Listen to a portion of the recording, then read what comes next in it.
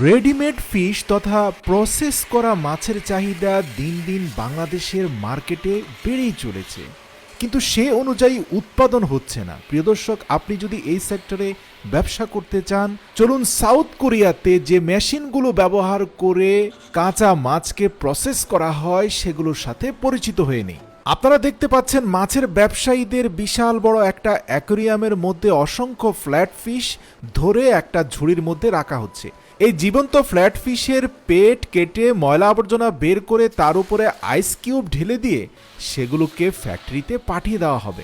প্রিয় দর্শক, এই স্বয়ংক্রিয় মেশিনের মাধ্যমে ঝুড়ি থেকে সবগুলো আইস কিউব মিশ্রিত ফ্ল্যাট ফিশকে একটা স্বয়ংক্রিয় কনভেয়ার বেল্টের উপরে ফেলা হয়। সেখান থেকে চালিত হয়ে একটি একটি করে মাছ উপরের দিকে উঠতে থাকে। সর্বপ্রথম ধাপে খুব স্পিডি ওয়াটার গান দিয়ে সেগুলোর ময়লা আবর্জনা পরিষ্কার করা হয়। এর পরবর্তী ধাপে আমরা